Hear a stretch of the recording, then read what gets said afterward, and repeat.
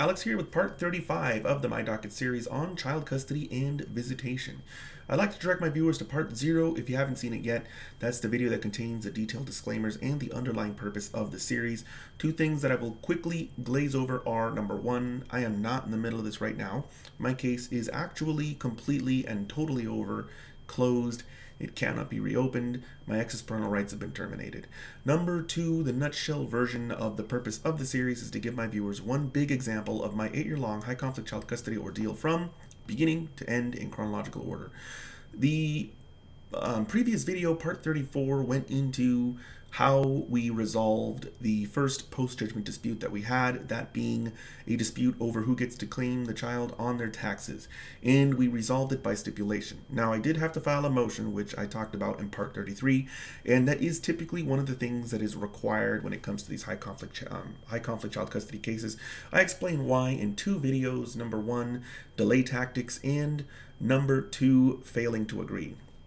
Typically, if you just try to negotiate these things out, you'll get strung along for weeks, sometimes months on end, without getting anywhere. And the premise behind those two videos is, if you're in a high conflict child custody case, your best hope at some kind of settlement is to kind of get their back to a wall. And that is typically done by setting a deadline.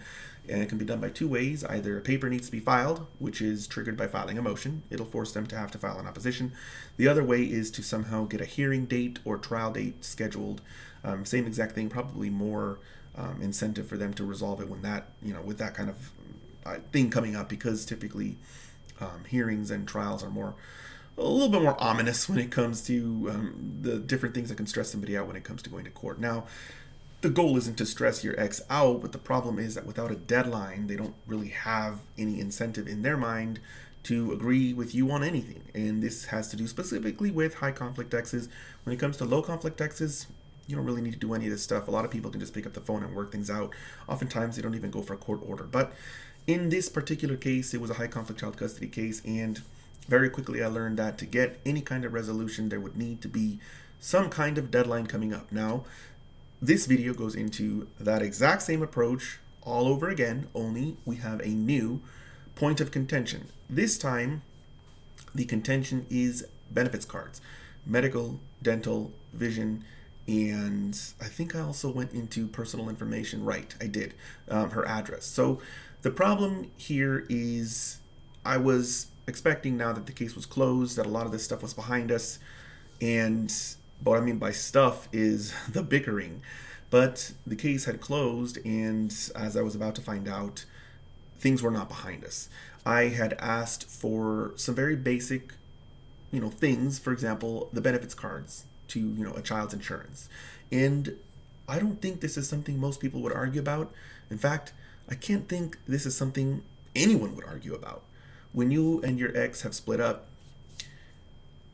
and the child has insurance, it makes sense for both parents to have access to that insurance. That's what's best for the child. If the child needs some kind of care and the other parent doesn't have those cards, it's a potential problem. And we're going to find out one way or the other precisely what my ex's explanations or reasons were as to why she didn't want to hand over the medical benefits cards to me. I can't remember off the top of my head, but it's okay, because they're either going to be included in exhibits attached to my motion, which we're about to go through, or they're going to be in my ex's opposition, which will be the topic of the next video in the My Docket series. So with all of that having been said, let's go ahead and take a look at what I have filed.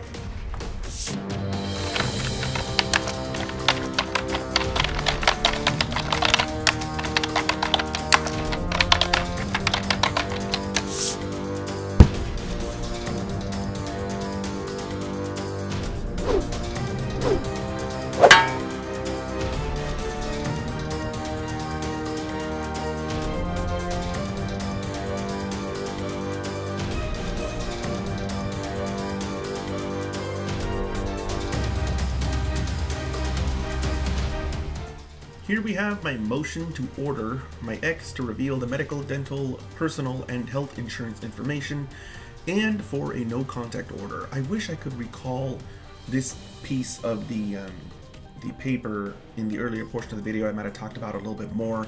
I guess I'll wait till I get down to the no contact order portion of the motion to talk about a little bit more, as I can now remember a little bit about it, but I just couldn't recall this being lumped into this motion at the time that I started this video, so hang in there for that. Scrolling down, we have the introductory paragraph, and I identify myself as the petitioner. I still don't identify myself as appearing in proper person, and I've mentioned that a few times. Eventually that's going to occur. It's typically what's expected of the person preparing the custom paper, is to identify who is representing them, or if they're not representing, or if nobody is representing them, to identify them as having decided to represent themselves. Let's scroll further down here. We have the first paragraph within the factual background. And I think I've talked about this before, but you want to make sure that the facts mentioned in the factual background are relevant to what you are requesting in that particular motion. You don't want to include the entire story behind every little piece of the conflict or the case. So in this case, I hope I'm staying within those boundaries. I'm not sure, but we'll take a look here. Looks like the first thing that I mentioned is that we both share joint physical and joint legal custody, that we provide food, clothing, and shelter. I'm not sure why I keep mentioning this. It might be because of having been accused prior to the entry of the court's judgment that I wasn't providing food or clothing to our son. So that might be why I keep mentioning that, but it's just an odd thing to include there, just out of the blue. Next paragraph is that my ex was ordered to provide health, dental, and vision coverage. The next paragraph is that we were ordered to pay any out-of-network expenses that were, I don't know if that's exactly, what I meant to say is out of pocket, so that's not actually true. We weren't ordered to pay out-of-network expenses incurred, we were ordered to pay out-of-pocket expenses, which would coincidentally include out-of-network, since, I mean, at least half of those expenses aren't covered. I think for many people it might even be worse than just 50%. But anyway, there's going to be more out-of-pocket expenses when you go out-of-network. That's what I was trying to say. Further down, we can see here that she refuses to provide the benefits information to me on the basis that I am only responsible for an emergency medical admittance. Okay. Now I remember. Yeah. So I don't know why she decided this or where she came up with this, but I've talked about this in a video called pretexting. They never just say, you can't have something because I don't like you. Ha ha ha. They don't do that. They have to come up with some plausible explanation as to why they are depriving you to information or to visitation or to something else, something along those lines. So it looks like her plausible explanation or her pretext for refusing to give me the benefits cards is that I am only responsible for him being admitted to a hospital in a medical emergency. And what she's saying is that she has the right to basically do all scheduled appointments. Anything that is not emergency is hers, and anything that is an emergency is for me. And I guess a person who is taking their child in for emergency care doesn't need benefits card. I'm not sure why, because I think I can imagine somebody using a benefits card even in emergency as well. But this is the explanation that she has decided to give me, and so I'm forwarding this to the court. I'm sure we're going to see this in her opposition as well. But nowhere in the court order does it say this. In fact, when it comes to joint legal custody, we're both supposed to be making these big decisions. She's just kind of taken it upon herself to declare herself the one to schedule all appointments and to relegate me to emergency medical admittance only. So the next paragraph, I allege that she has called and intimidated my son's caretakers. Of course. The court orders me to provide phone numbers of caretakers, and she calls and intimidates them.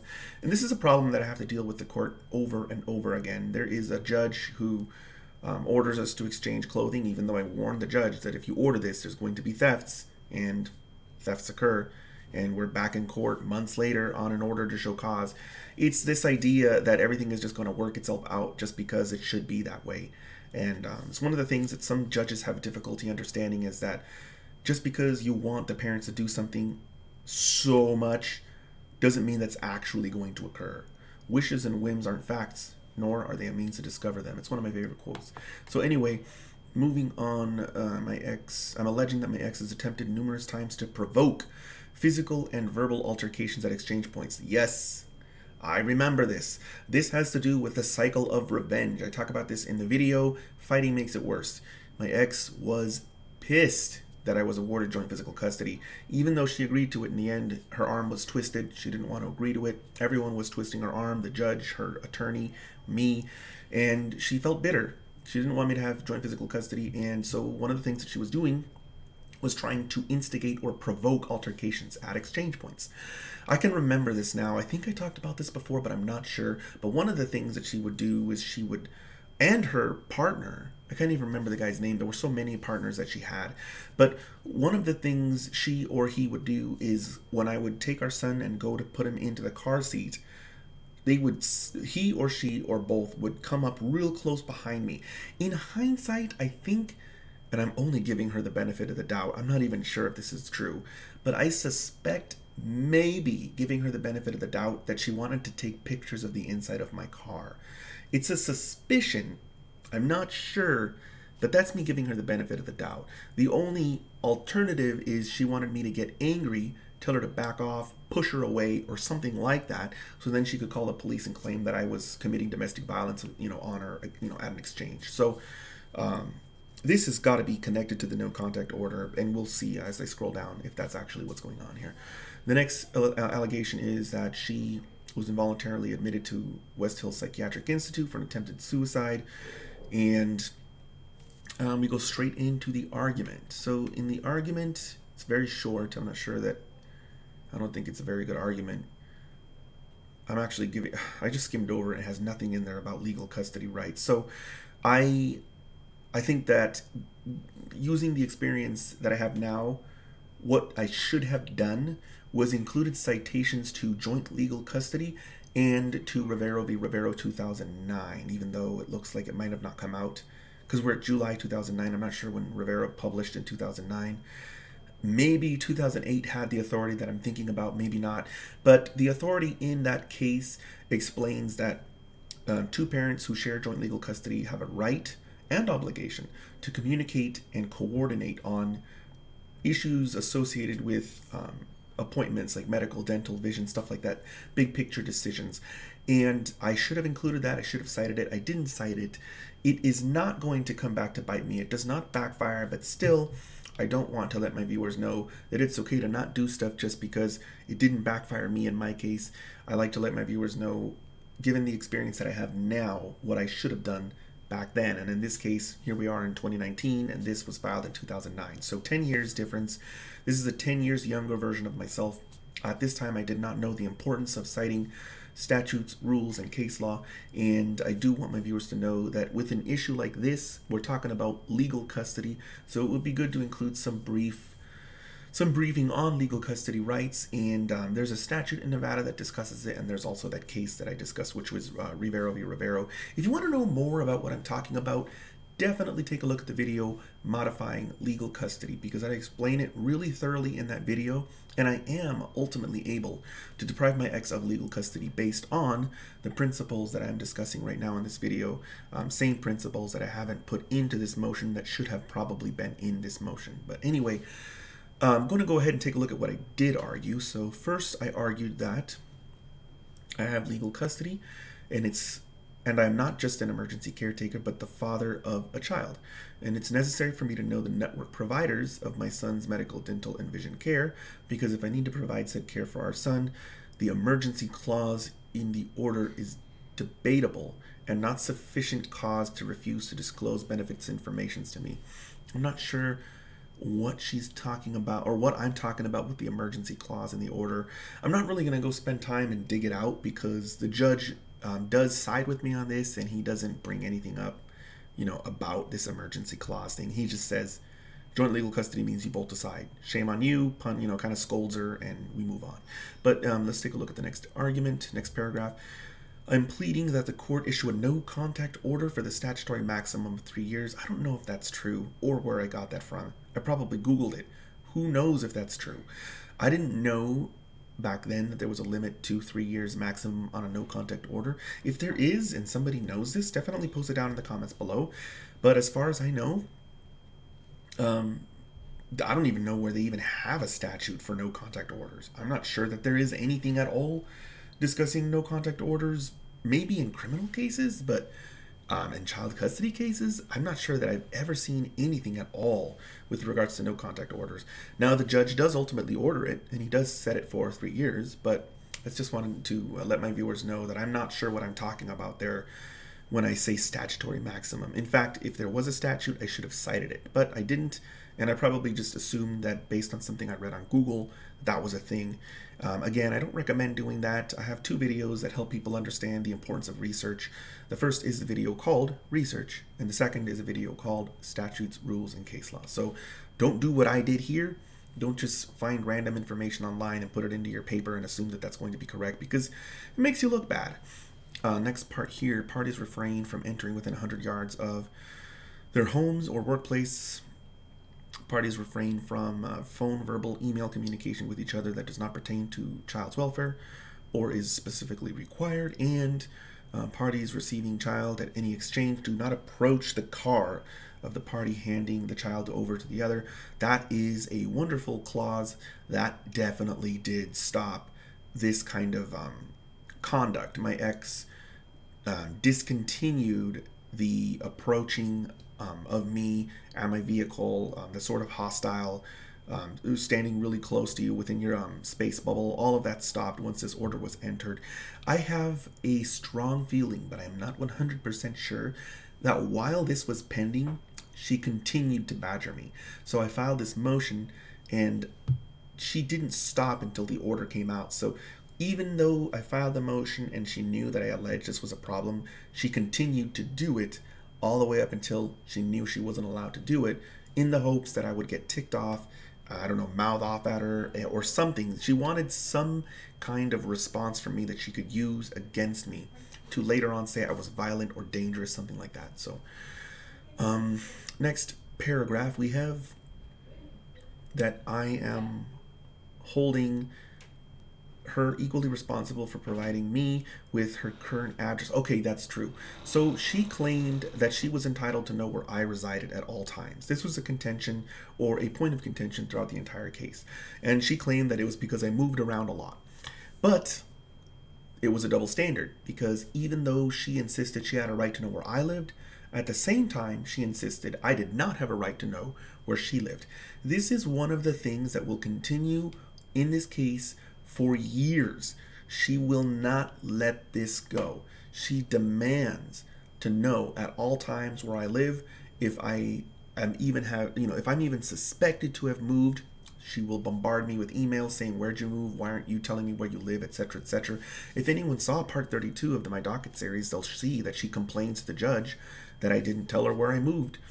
And the whole time, as she's reiterating all of this over and over again, year after year after year, the whole time she absolutely refuses to let me know where she lives. So it's that double standard, it's that hypocrisy that you're going to see start now, or you could arguably say it started, months ago, relative to this point in time, and continue on for years and years. And this point is a point that she will not let go, and it's going to eventually cause the termination of her parental rights. At the very end, she has a choice between letting me know where she lives or, just foregoing all parental rights, and she chooses the latter. And it's really eye-opening to me now in hindsight, just how obsessed she was with this false reality that she had concocted, that I was some kind of dangerous person. So we're going to go ahead and continue.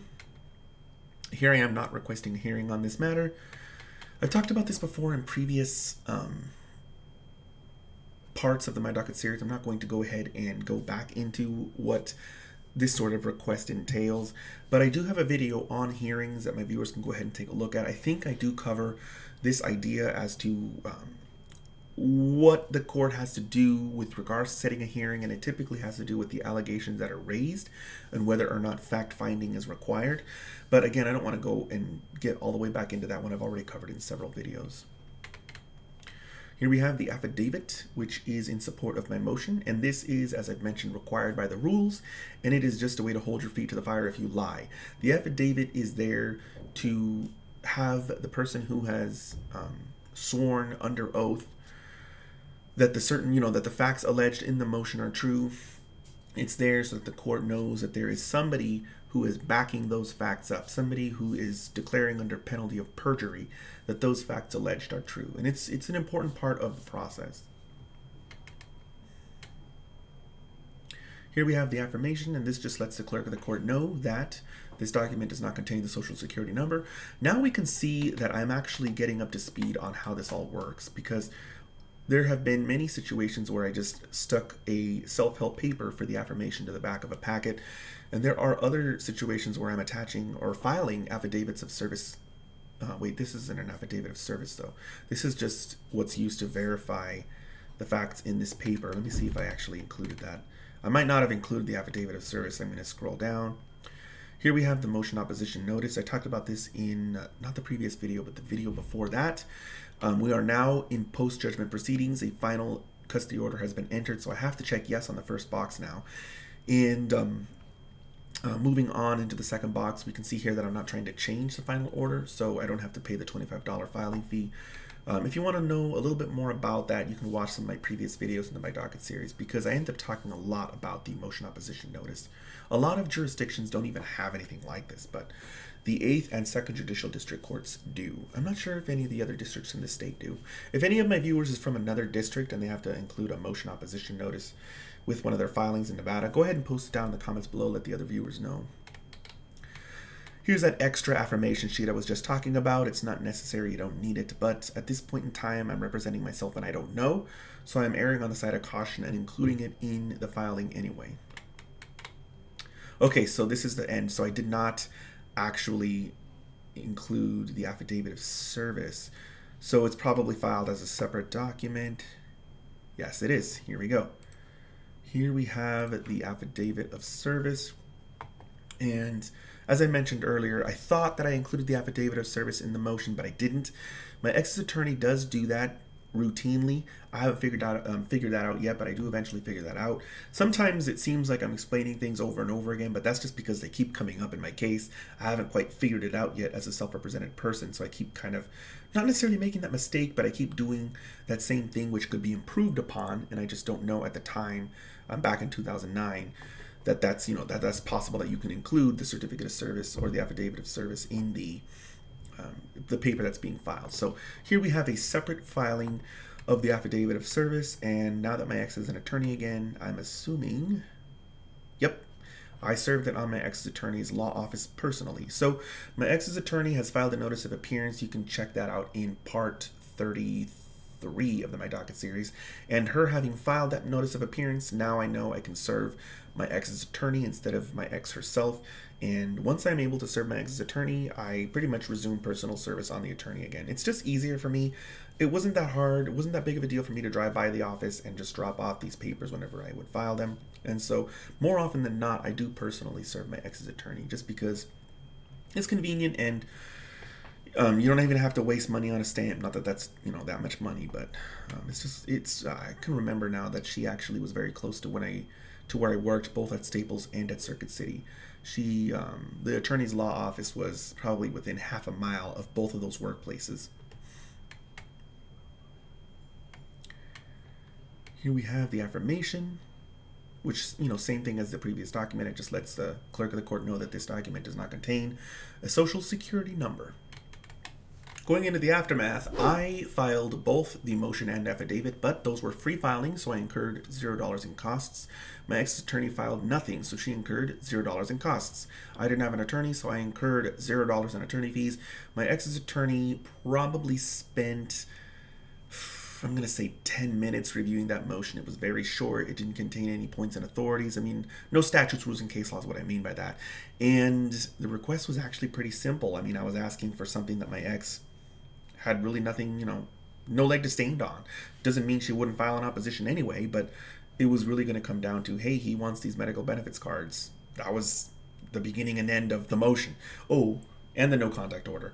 But I don't believe that my ex opposes that. Not that she was probably not upset at the fact that I was the one asking for it, and she was probably upset at how it looked that I was asking for it and she was consenting to it. But ultimately, I don't recall that being a point of contention. I believe that was just agreed to in her opposition. So the affidavit of service, I'm going to just say 5 minutes. Very quick to prepare. She probably just signed it. We have a total of 15 minutes at the rate of $250 an hour. That would be $62.50 in attorney fees for my ex. As with my previous videos, if you'd like to, you can post a comment or ask any question down in the comments below, or you can send me an email at admin@theproperperson.com.